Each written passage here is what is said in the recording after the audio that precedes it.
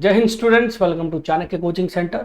बच्चों, SSC previous year question की series में आज हम साइंस के कुछ इंपॉर्टेंट पीवाईक्यूज करेंगे और साइंस में पर्टिकुलरली बच्चों हम आज फोकस करेंगे फिजिक्स सब्जेक्ट के ऊपर। तो चलिए बच्चों शुरू करते हैं हमारा पहला question. In which of the following material the speed of sound is highest eight 25 degree Celsius. तो बच्चों क्वेश्चन है कि इनमें से किस मटेरियल में स्पीड ऑफ साउंड हाईएस्ट है 25 डिग्री सेल्सियस पे, और ये एसएससी सीएचएसएल 2023 का क्वेश्चन है।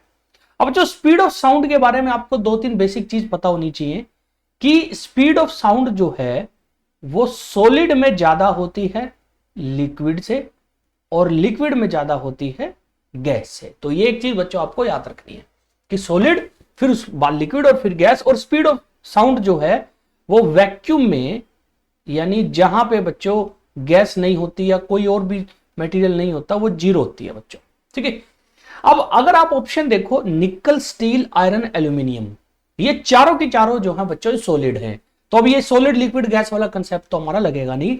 तो अगर बच्चों कभी भी सेम मीडियम में आपको देखना हो तो हम दो चीजें देखते हैं। एक चीज होती है उसको बोलते हैं इलास्टिसिटी, और दूसरी चीज होती है उसको बोलते हैं हम डेंसिटी। तो फिर हम दो चीजों को देखते हैं, इलास्टिसिटी और डेंसिटी बच्चों। और जब आप इन चारों को देखते हो तो इसमें बच्चों हमें यह पता लगता है, प्रैक्टिकली हमने देखा है कि एल्यूमिनियम जो है उसकी सबसे ज्यादा स्पीड होती है साउंड की बच्चों एल्यूमिनियम में। काहे को? क्योंकि एल्यूमिनियम जो है इसकी डेंसिटी लो है और हाई है बच्चों इसकी इलास्टिसिटी। ठीक है। तो याद रखें, निकल, स्टील, आयरन, एल्यूमिनियम में से अगर आप प्रैक्टिकली वैल्यू निकालोगे तो एल्यूमिनियम में स्पीड बच्चों सबसे ज्यादा आएगी। ठीक है। फिर बच्चों बात करते हैं सेकंड क्वेश्चन। सेकंड क्वेश्चन हमारा वेव चैप्टर से है बच्चों। What is the correct order of radiation in the descending order of frequencies. तो ये जो रेडिएशन है इनका करेक्ट डिसेंडिंग ऑर्डर, यानी कम के ऑर्डर में बच्चों, बढ़ते से निचले क्रम में आपको लिखना, पहले ज्यादा फिर कम ऑफ फ्रीक्वेंसीज बच्चों, फ्रीक्वेंसीज। अब रेडिएशन बेसिकली जो हमें दे रखी है बच्चों ये सारी हैं इलेक्ट्रोमैग्नेटिक वेव। हम बच्चों एक चीज पढ़ते हैं वेव टॉपिक में, इलेक्ट्रोमैग्नेटिक वेव्स। तो ये बेसिकली हमें सारी इलेक्ट्रोमैग्नेटिक वेव दे रखी है। और जब इलेक्ट्रोमैग्नेटिक वेव को हम पढ़ते हैं तो उसका एक स्पेक्ट्रम होता है, यानी वो अलग अलग होती है। वो स्पेक्ट्रम क्या है बच्चों? सबसे ऊपर आती है गामा रे, उसके नीचे आती है एक्स रे, फिर आती है बच्चों अल्ट्रावायलेट रे, उसके बाद आती है विजिबल, उसके बाद आती है इंफ्रारेड, इंफ्रारेड के बाद आती है बच्चों माइक्रोवेव, और माइक्रोवेव के बाद आती है रेडियो वेव। तो ये एक स्पेक्ट्रम है बच्चों। ठीक है। तो gamma, x ray, UV, visible, infrared, micro और रेडियो वेव। इसमें बच्चों अगर आप देखोगे नीचे से ऊपर जाते हुए फ्रीक्वेंसी बढ़ती है, फ्रीक्वेंसी इंक्रीज बच्चों। नीचे से ऊपर जाते हुए क्या होता है? फ्रीक्वेंसी इंक्रीज होती है। ठीक है। तो ये नीचे बच्चों रेडियो वेव लिखा हुआ है, अगर आपको नहीं दिखेगा तो ये निचले वाला जो सबसे निचला है ना बच्चों, माइक्रोवेव के नीचे, ये रेडियो वेव है। तो अगर नीचे से ऊपर बच्चों बढ़ेगी तो सबसे ज्यादा गामा की होगी, फिर एक्सरे की, फिर यूवी, ऐसे करके है। अगर बच्चों आप इसमें सीक्वेंस में देखो, इंफ्रारेड और माइक्रोवेव, रेडियो और एक्सरे बच्चों, तो पहली बात तो देखो आपको डिसेंडिंग ऑर्डर लिखना है। डिसेंडिंग ऑर्डर का मतलब है बच्चों कि शुरू में ज्यादा फिर कम। तो इसमें आप देखो एक्सरे से ज्यादा रेडियो वेव में दिखा रखे, क्योंकि बच्चों ये ग्रेटर देन का होता है, यानी जिस तरफ इसका मुंह खुला होगा उसकी ज्यादा होगी। तो रेडियो वेव की ज्यादा फ्रीक्वेंसी है, एक्सरे से बिल्कुल नहीं। रेडियो वेव की एक्सरे से ज्यादा ये भी यहां लिख रखा है, और बच्चों एक्सरे से ज्यादा लिख रखी है माइक्रोवेव की, जो कि नहीं है। लेकिन अगर आप बच्चों सी देखो, एक्सरे की ज्यादा इंफ्रारेड से, इंफ्रारेड की ज्यादा माइक्रोवेव से, और माइक्रोवेव की ज्यादा रेडियो वेव से। ये बिल्कुल ठीक सीक्वेंस है इसके हिसाब से, और डिक्रीजिंग ऑर्डर है बच्चों ये, यानी एक्सरे की ज्यादा, रेडियो की कम है। तो हमारा आंसर क्या होगा? सी बच्चों। ठीक है। नेक्स्ट क्वेश्चन है बच्चों करंट इलेक्ट्रिसिटी वाले चैप्टर से। क्वेश्चन है, if 4 resistance of 4 ohm each are connected in parallel combination, what will be their effective resistance. ये एसएससी सीजीएल टियर 1 2024 का क्वेश्चन है बच्चों। तो उसने कहा कि 4 ओम के 4 रेजिस्टेंस हैं और पैरेलल कॉम्बिनेशन में ओवरऑल टोटल इफेक्टिव रेजिस्टेंस कितना होगा। तो हमें पता है बच्चों, अगर रेजिस्टेंस पैरेलल कॉम्बिनेशन में है तो हम उनका बच्चों जो फॉर्मूला लिखते हैं वो लिखते हैं R1 R2 SO। और अगर सीरीज कॉम्बिनेशन में है बच्चों तो हम लिखते हैं R equivalent is equal to R1 plus R2 SO। तो इसमें क्योंकि पैरेलल कॉम्बिनेशन है तो क्योंकि 4 है तो R इक्विवेलेंट बन जाएगा 1/R1, 1/R2, 1/R3, 1/R4।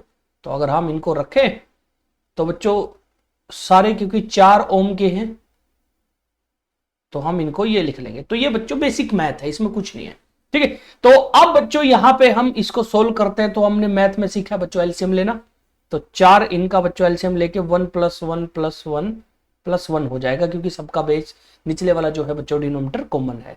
तो ये हो जाएगा 4/4 और ये हो जाएगा 1 बच्चों। तो अगर मैं R इक्विवेलेंट निकालूंगा बच्चों ये हो जाएगा 1 ओम बच्चों। आंसर हमारा क्या आएगा 1 ओम, ठीक है। नेक्स्ट क्वेश्चन है बच्चों, which of the following statement is not correct. आपको इसमें बताना है कि इनमें से कौन सी स्टेटमेंट करेक्ट नहीं है। फर्स्ट है बच्चों light year is the unit of distance. ये तो बिल्कुल ठीक बात है बच्चों।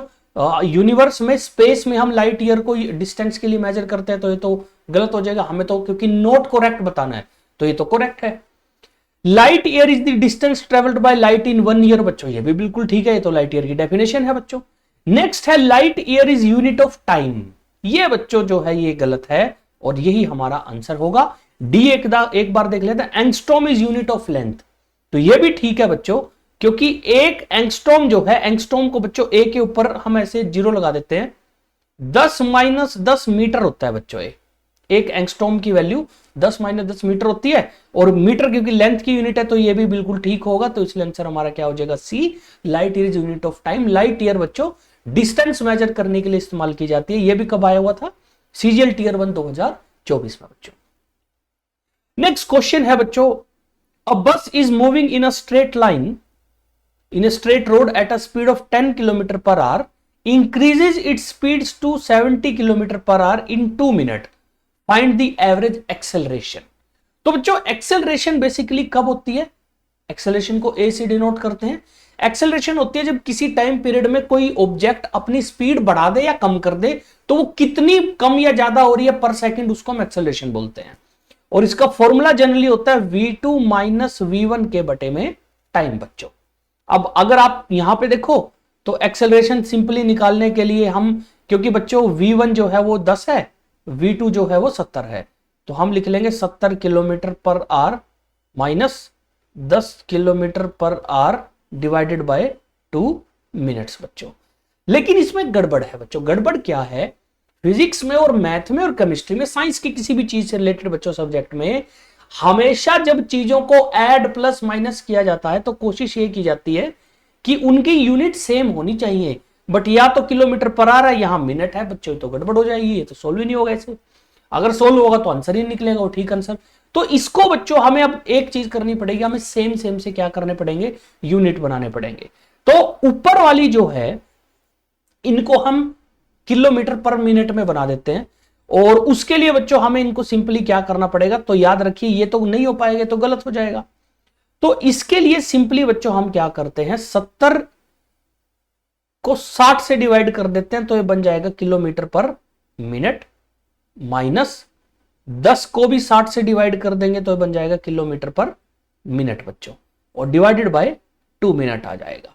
तो ये एक बच्चों सिंपल सा तरीका है, याद रखिए, जो कि इस्तेमाल किया जाता है बच्चों km/h को मिनट में बनाने के लिए। और इसमें लॉजिक क्या लगेगा, एक आर में 60 मिनट होते हैं, तो बच्चों बटे में हमने क्या कर दिया, उसके 60 कर दिया। अब इसको बच्चों हमें सोल्व करना है। तो जब आप इसको सोल्व करोगे तो बेसिकली 60 आपका एलसीएम आ जाएगा, 70 - 10 डिवाइडेड बाय बच्चों 2, और ये km/min में बच्चों आपकी वैल्यू आएगी। नीचे बच्चों 2 मिनट है ही है। तो ऊपर वाली जो है बच्चों वो वैल्यू क्या हो जाएगी, 60 के बटे में 60 डिवाइडेड बाय 2, तो ये 1 हो जाएगा। तो ए जो होएगा बच्चों वो होएगा 1/2, क्योंकि बच्चों ऊपर वाला सारा कट गया तो ऊपर 1 आ जाएगा, तो ये बन जाएगी बच्चों 0.5। तो आंसर हमारा क्या हो जाएगा, 0.5 km/min स्क्वायर बच्चों, ठीक है। क्योंकि एक्सेलरेशन की यूनिट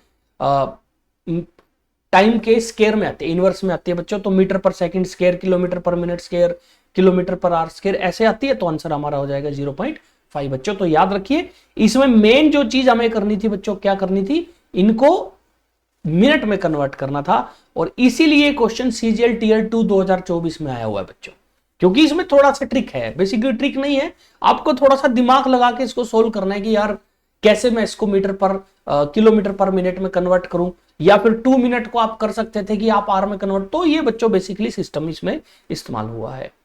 नेक्स्ट बच्चों बात करते हैं, identify the correct statement about gravity. Gravity के बारे में करेक्ट स्टेटमेंट बताइए। और ये सीपीओ 2023 का क्वेश्चन है।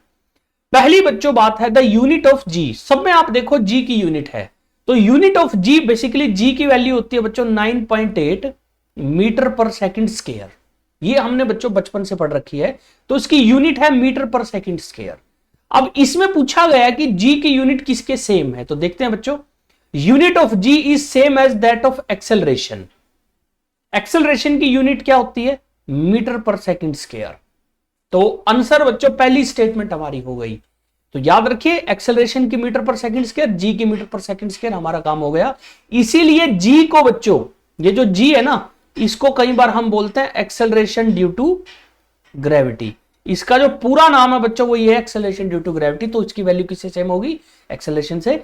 वेलोसिटी की बच्चों अगर आप देखोगे वो मीटर पर सेकंड होती है। मास की बच्चों अगर आप देखोगे वो किलोग्राम होती है। फ्रिक्शन की न्यूटन होती है, क्योंकि फ्रिक्शन फोर्स होता है। तो इसलिए आंसर क्या होगा हमारा बच्चों, ए। सेकंड नेक्स्ट क्वेश्चन है हमारा, who discovered a principal that state that buoyant force on an object is equal to weight of fluid displaced by the object। और ये भी सीपीओ 2024 का क्वेश्चन है बच्चों। तो इनमें से किस आदमी ने वो प्रिंसिपल निकाला था जिसमें बताया गया कि buoyant force on an object is equal to weight of fluid displaced by an object। तो बेसिकली ये क्या होता है, जब कोई लिक्विड है, आप उस लिक्विड में किसी चीज को अंदर डाल दो, तो उसमें क्या होगा, उसके ऊपर एक अपवर्ड फोर्स लगेगा जिसको हम बुयंसी या बुयंट फोर्स बोल देते हैं। तो जो अपवर्ड फोर्स लग रहा है बच्चों, इसको हम क्या बोल देंगे, बुयंट फोर्स। ठीक है। अब ये बच्चों किसने दिया था, Niels Bohr, Isaac Newton, Galileo Galilei और आर्किमिडीज। तो बच्चों जब हम ये टॉपिक पढ़ते हैं ना, टॉपिक का नाम है प्रॉपर्टीज ऑफ बच्चों मैटर, जिसमें हम प्रॉपर्टीज ऑफ फ्लूइड में इसको पढ़ते हैं। तो उसमें हम पढ़ते हैं कि इसको बोला जाता है आर्किमिडीज प्रिंसिपल। इसको हम किस नाम से पढ़ते हैं बच्चों, आर्किमिडीज प्रिंसिपल बच्चों। तो आंसर हमारा होगा डी, आर्किमिडीज। नेक्स्ट बात करते हैं, which of the following is not a unit of energy. कि इनमें से कौन सी एनर्जी की यूनिट नहीं है। ये बच्चों टीयर 1 2024 का क्वेश्चन। आप देखिए बच्चों साइंस ना इतनी आसान आती है, कई बार आप सोच नहीं सकते। जैसे बिल्कुल सिंपल सा क्वेश्चन है, ऑप्शन है जूल, कैलोरी, न्यूटन और किलोवाट आवर बच्चों। तो अगर आप बेसिक बच्चों फिजिक्स भी जानते हो तो आपको पता होगा न्यूटन फोर्स की यूनिट है, ये एनर्जी की यूनिट नहीं है। जूल, कैलोरी और किलोवाट आवर बच्चों एनर्जी की यूनिट है।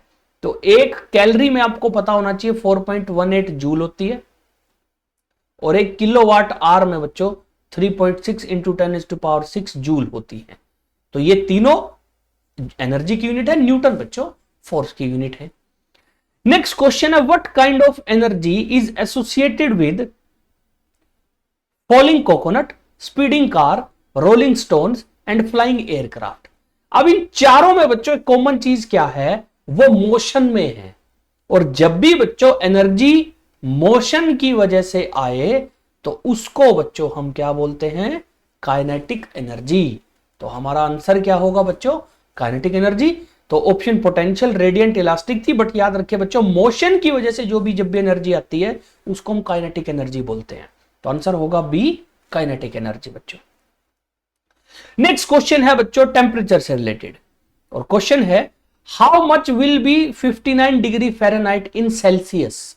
तो बच्चों टेम्परेचर को मापने के लिए हम अलग अलग स्केल का इस्तेमाल करते हैं, और ये भी सीपीओ 2024 का क्वेश्चन है बच्चों।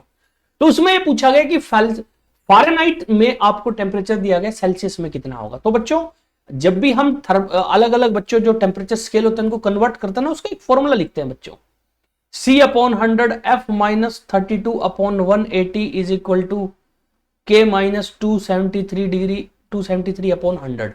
तो C सेल्सियस, F फ़ारेनहाइट और K केल्विन। ये 3 स्केल का बच्चों अपने पेपर में क्वेश्चन आता है।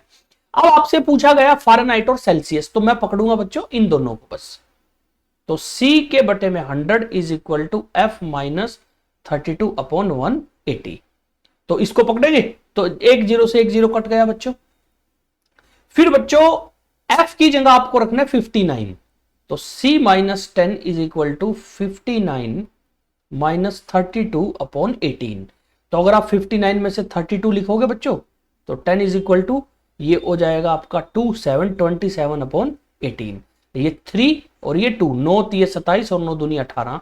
तो C upon 10 is equal to, इसको ऊपर लिख लेते हैं बच्चों, 3 अपॉन 2। तो इसको अगर आप देखोगे ये 5 से कट जाएगा बच्चों, और C की वैल्यू आ जाएगी 3 मल्टीप्लाई बाय 5 यानी 15 डिग्री सेल्सियस बच्चों। तो हमारा आंसर हो जाएगा 15 डिग्री सेल्सियस। तो ये भी बड़ा सिंपल सा क्वेश्चन था बच्चों। नेक्स्ट क्वेश्चन है which of the metallic element is called ferromagnetic because of its strong attraction बच्चों। तो ये मैग्नेटिज्म से रिलेटेड क्वेश्चन है बच्चों, और ये CHSL टीयर 1 2024 का क्वेश्चन है। और क्वेश्चन ये है कि इनमें से किस मटेरियल को जो है वो फेरोमैग्नेटिक मटेरियल बोला जाता है। तो बच्चों मैग्नेटिक प्रॉपर्टी पे हम पढ़ते हैं कि मैग्नेटिक प्रॉपर्टी के बेसिस पे मटेरियल 3 टाइप के होते हैं, फेरोमैग्नेटिक, पैरामैग्नेटिक और डायामैग्नेटिक, है ना। तो हमें इनमें से बताना है फेरो कौन सा है। तो ऑप्शन है आयरन, मोलिब्डेनम, गोल्ड और एल्यूमिनियम। अब गोल्ड का तो बच्चों हम पढ़ते हैं कि गोल्ड तो डायामैग्नेट है, तो डायामैग्नेटिक मटेरियल है। मोलिब्डेनम और एल्यूमिनियम ये दोनों जो हैं बच्चों ये पैरामैग्नेटिक हैं। और आयरन के बारे में हम पढ़ते हैं कि ये फेरोमैग्नेटिक है, तो इसलिए हमारा आंसर क्या हो जाएगा बच्चों, ए आयरन, क्योंकि आयरन एक फेरोमैग्नेटिक मटेरियल है। नेक्स्ट क्वेश्चन बच्चों बात करते हैं, ये बच्चों थोड़ा सा हमारा ऑप्टिक्स से रिलेटेड है। Name the phenomena where an opaque object on the path of light become very small and where light has a tendency to bend around it not to walk in straight line. और ये CGL tier 1 2024 का question है। ये क्या बोल रहा है बच्चों कि उस फिनोमिना का नाम बताइए। देखिए लाइट जनरली हम बच्चों मान के चलते हैं वो ना एक सीधी लाइन में ट्रेवल करती है, लाइट घूमती नहीं है, वो एक सीधी लाइन में ट्रेवल करती है। अब ये तो है रे ऑप्टिक्स बच्चों, इसको हम बोलते हैं रे ऑप्टिक्स। रे ऑप्टिक्स में कई फिनोमिना आते हैं। फिर बच्चों एक और ऑप्टिक्स होती है, उसको बोलते हैं वेव ऑप्टिक्स, जिसमें लाइट सीधी भी नहीं, लाइट टेढ़ी मेढ़ी भी ट्रेवल कर सकती है, लाइट कर्व भी हो सकती है, सब हो सकती है। तो हमसे पूछा गया कि सपोज करो लाइट के सामने कोई ओपेक मटेरियल आ जाए, वैसे तो लाइट ऐसे सीधी जाएगी, बट अगर लाइट ऐसे घूम के चली जाए, इस फिनोमिना को क्या बोलते हैं? Reflection of light, diffraction of light, angle of refraction, angle of incidence. देखो ये तो एंगल हो गए बच्चों, हमें तो फिनोमिना बताना है। फिर रिफ्लेक्शन ऑफ लाइट और डायफ्रैक्शन ऑफ लाइट, इसमें बच्चों हमारा आंसर होगा डायफ्रैक्शन, क्योंकि हम डायफ्रैक्शन ऑफ लाइट जब बच्चों पढ़ते हैं ना, उसमें पढ़ते हैं कि डायफ्रैक्शन ऑफ लाइट में लाइट कर्व होके आगे निकल जाती है, तो आंसर हमारा होगा बी बच्चों। 13th क्वेश्चन है बच्चों, ये भी थोड़ा सा न्यूमेरिकल टाइप है। If 7 newton force is applied on a brick and it moves through 5 metre then what will be work done. और ये CGL टीयर 1 2023 का क्वेश्चन है बच्चों। तो आपसे बेसिकली पूछा गया कि एक ईंट है, आपने उसके ऊपर फोर्स लगाया और वो सरक के बच्चों यहां आ गई, और कितनी सरकी? Total 5 metre. तो आपको बताना है कितना वर्क हुआ है। तो बच्चों फिजिक्स में हम वर्क की जो है बच्चों वो डेफिनेशन पढ़ते हैं कि वर्क तब होता है जब किसी चीज के ऊपर फोर्स लगे और वह थोड़ी देर थोड़ा डिस्प्लेसमेंट ले, मतलब वो थोड़ी अपनी जगह से सरक जाए, तो F मल्टीप्लाई बाय D। तो यहां बच्चों सिंपली बच्चों फोर्स है 7 और डिस्प्लेसमेंट हुई है 5 मीटर, तो हमारा आंसर आएगा 35। लेकिन बच्चों याद रखिए वर्क की जो यूनिट होती है वो होती है जूल बच्चों, जो SI यूनिट है। तो हमारा आंसर क्या होगा? 35 जूल बच्चों। अर्ग जो है वो भी बच्चों जूल की ही एक बहन है, but 1 joule is equal to 10 की पावर 7 अर्ग होता है बच्चों। अर्ग CGS यूनिट है, थोड़ी छोटी यूनिट है बच्चों, जूल बड़ी यूनिट है, तो आंसर होगा 35 जूल। नेक्स्ट क्वेश्चन है बच्चों, force of attraction between molecule of same substance is called. ये SSC CGL टीयर 1 2021 का क्वेश्चन है कि दो मॉलिक्यूल हैं सेम से, उनके बीच में अट्रैक्शन का फोर्स है, उस फोर्स को क्या बोलते हैं? Viscosity, cohesive force, surface tension या एडहेसिव फोर्स। बच्चों विस्कोसिटी और सरफेस टेंशन तो फिनोमिना है, हमें यहाँ फोर्स के बारे में बताना है। ऑप्शन बची दो, कोहेसिव और एडहेसिव फोर्स। एडहेसिव वर्ड या एडहेशन होता है जब दो चीजें आपस में एक दूसरे चिपकती हैं, जैसे आप बच्चों दीवार के ऊपर प्लाई चिपका रहे हो फेविकोल लगा के, तो एक एडहेसिव है। अब दीवार और बच्चों शीट, कोई तो दीवार और शीट अलग अलग होती है ना, तो इसमें डिफरेंट चीजें चिपकती हैं, और जब सेम चीजें चिपकती हैं उसको कोहेसिव फोर्स बोलते हैं। तो सेम ऑब्जेक्ट्स या मॉलिक्यूल्स, तो इसीलिए बच्चों हमारा आंसर हो जाएगा कोहेसिव फोर्स। तो जब सेम बच्चों ऑब्जेक्ट या सेम मॉलिक्यूल एक दूसरे को अट्रैक्ट करें तो उसको बच्चों कोहेसिव फोर्स बोला जाता है। लास्ट क्वेश्चन है बच्चों हमारा आज की इस वीडियो का, वो है बच्चों a small object is placed on the focus on the left side of convex lens, where will be the image formed. तो बेसिकली उसने आपको कन्वेक्स लेंस बोला, ये बच्चों आपका कन्वेक्स लेंस हो गया, और ये बच्चों कन्वेक्स लेंस का एक बेसिक सी बच्चों डायग्राम बनाने की कोशिश करते हैं। उसने कहा कि कन्वेक्स लेंस के दो फोकस होते हैं, एक ये फोकस एक ये फोकस, इसको नाम दे दिया F1, इसको नाम दे दिया F2। उसने कहा है बच्चों क्वेश्चन में कि एक ऑब्जेक्ट फोकस के ऊपर ऐसे बना खड़ा है, ये रहा बच्चों फोकस के ऊपर, लेफ्ट साइड बच्चों क्योंकि ये होगी, ये लेफ्ट साइड होगी, ये राइट साइड होगी, तो उसकी इमेज कहां पे बनेगी, उसकी जो इमेज लेंस बनाएगा वो कहां बनाएगा, ये सीजीएल टियर 1 2024 का क्वेश्चन है बच्चों। अब बच्चों हम जब भी कन्वेक्स लेंस पढ़ते हैं, उसका रे डायग्राम पढ़ते हैं, तो हमें पता होना चाहिए कि जब भी फोकस के ऊपर बच्चों कन्वेक्स लेंस के केस में बनती है इमेज बच्चों, यहां पे कहीं पे बनती है, और वो बच्चों बहुत दूर बनती है और इमेजिनरी बनती है, और ये वाली बच्चों जो साइड है लेफ्ट साइड है, और ये बहुत दूर बनती है, इसको जनरली हम इन्फिनिटी बोल देते हैं। तो अगर आप बच्चों देखोगे तो इमेज कहां पे बनेगी, एट इन्फिनिटी, और इमेजिनरी बनेगी बच्चों और बहुत दूर बनेगी। तो अगर हम ऑप्शन देखें तो इमेज कहां बनेगी, at the centre of right side of lens, बिल्कुल नहीं, राइट साइड में तो बनती नहीं। At the focus of right side of lens, ये भी कट गया। At infinity on the right side, ये भी कट गया। तो लेफ्ट साइड का बच्चों इसमें आप देखो एक ही ऑप्शन है, और वो है ऑप्शन बी।